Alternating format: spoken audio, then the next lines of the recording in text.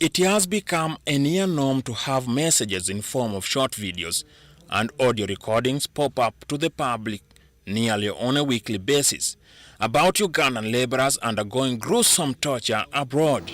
They were used to undress me and they leave me naked. Some of these migrant laborers are trafficked, but majority have left the country in full knowledge of the authorities, despite of a parliamentary ban in place. The outcries of these Ugandans may have tickled the gender ministry into lifting the ban on externalization of labor.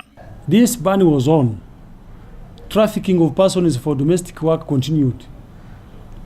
Unfortunately, the majority of the trafficked workers ended up in exploitative work and in unknown destinations because they passed through Panya's back door, through other neighboring countries, and end up getting into wrong hands.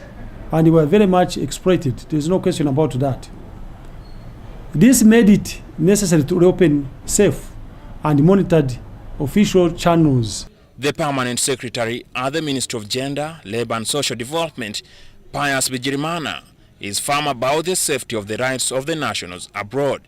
Saudi Arabia and Jordan are bound by bilateral agreements to ensure Ugandans are humanly treated. Qatar and Iraq are also set to sign similar accord.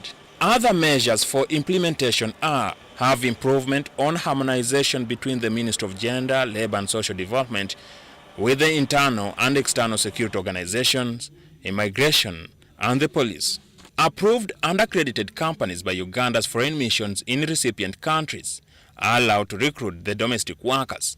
Recruitment companies both in Uganda and in recipient country are liable for any breach of contract. Regular visits to host countries. Foreign companies have no right to transfer responsibility of a domestic worker to an individual. This has been one of the most abused facility, where workers would be taken and then they become like property of that employer. When the employer is tired or when he is disgusted with the worker, he says, look, I have got somebody whom I can give you. How much do you pay me so that I can give me? That's slavery. So this one who have said no. The bilateral agreement entered with Jordan and Saudi Arabia entail provision of SIM cards and telephones to the migrant workers upon arrival in the countries. This measure is sought to remove allegations against recipient recruitment companies, withdrawing all the travel documents, inclusive of passports and phones from migrant workers, upon arrival in the distinct countries. The ban on the externalization of domestic workers is effective for only countries that have concluded a bilateral agreement with Uganda. And I have to repeat this one. It's only effective for those countries that we have signed agreements with.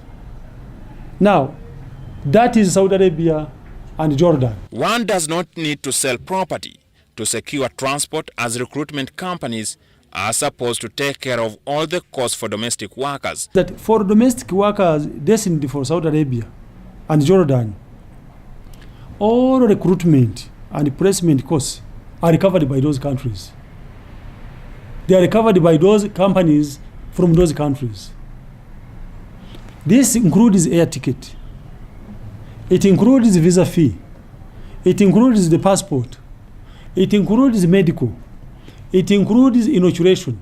All of this is paid for by the company that is taking you.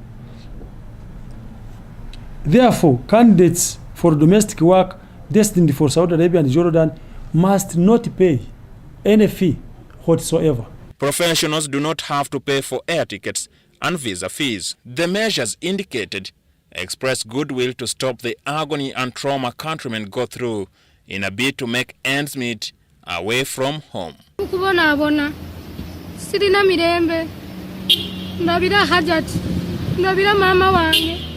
Onyango Jackson, reporting in Kampala. Simanyi chakola. Sindikira omuntu ananyamba. Sina simu. Sina